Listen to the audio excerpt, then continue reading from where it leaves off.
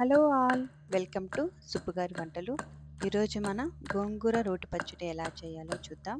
ముందుగా మీకు మా యూట్యూబ్ వీడియోస్ నచ్చితే ప్లీజ్ మా ఛానల్ని సబ్స్క్రైబ్ చేసుకోండి. అలాగే మీ ఫ్రెండ్స్ అండ్ ఫ్యామిలీ మెంబర్స్కి షేర్ చేయండి. ముందుగా గోంగూరని వలిచి నీళ్ళల్లో 2 సార్లు కడిగి పక్కన పెట్టేసుకోండి. ఇప్పుడు స్టవ్ వెలిగించి ప్యాన్ పెట్టుకొని ప్యాన్ వేడైన తర్వాత కొద్దిగా ఆయిల్ని అయితే వేసుకొని గ్యాస్ని సిమ్లోకి టర్న్ చేసి అందులో 1/2 టేబుల్ స్పూన్ జీలకర్రని, 1 టేబుల్ స్పూన్ పచ్చిశనగపప్పుని, 1 టేబుల్ స్పూన్ మినపప్పుని, అలాగే 1 టేబుల్ స్పూన్ ధనియాలను అయితే వేసుకొని మనం ఎండుమిరపకాయలను కూడా మనం తుంచి వేసేసుకుందాం. తుంచి వేసుకోవడం వల్ల లోపల గింజ కూడా బాగా వేగుతుంది. నేను తీసుకున్న ఒక పెద్ద కట్ట గోంగూరకి 10 నుంచి 12 ఒట్టిమిరపకాయలను అయితే తీసుకుంటున్నాను. మీరు మీ కారానికి తగ్గట్టుగా మీరు ఎండుమిరపకాయలని యాడ్ చేసుకోండి. వీటినన్నిటినీ మనం దోరగా వేయించేసుకుందాం.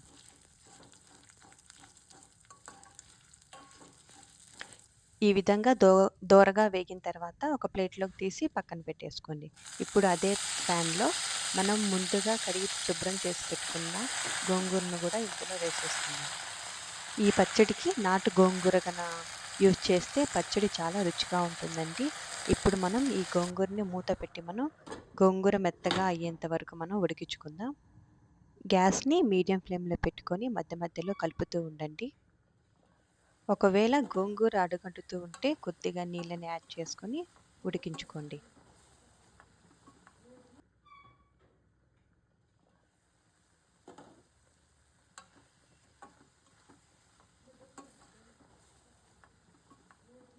గోంగూర అంతా ఉడికిపోయిందండి. ఇప్పుడు మనం పక్కన తీసి పెట్టేసేసుకుందాం.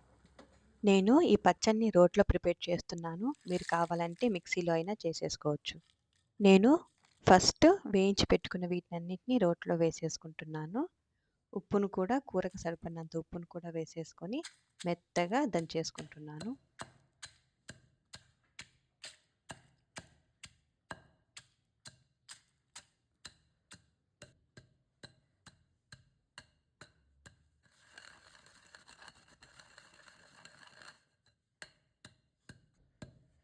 ఈ విధంగా మెత్తగా దంచే తర్వాత ముందుగా మనం ఉడకబెట్టుకున్న గోంగూరను కూడా వేసేసి దీన్ని కూడా మనం మెత్తగా దంచేసుకుందాం.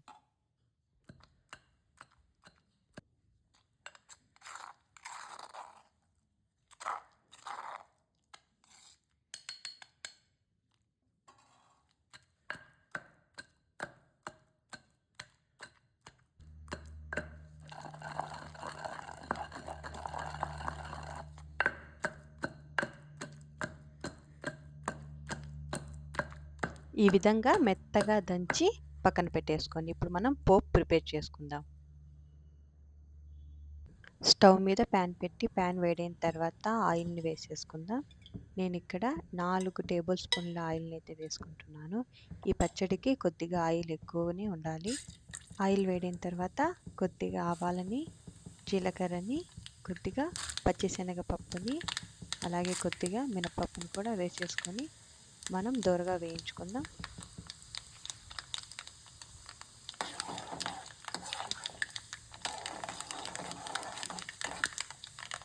ఆవాలు చిటపటలాడుతున్నప్పుడు కొద్దిగా వెల్లుల్లిని, ఒక చిన్న ఆనియన్స్ కూడా కట్ చేసి ఇందులో వేసేసుకొని వీటిని వేయించుకుందాం.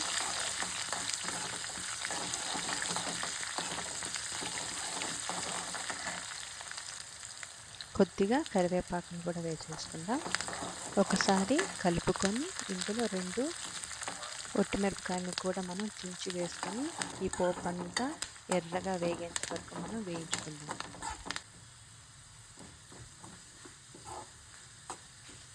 ఈ విధంగా ఎర్రగా వేగిపోవాలండి. ఇప్పుడు మనం ఇందులో ముందుగా నూరి పెట్టుకున్న పచ్చడిని అంతటిని ఇందులో వేసి బాగా కలిపేసుకుందాం.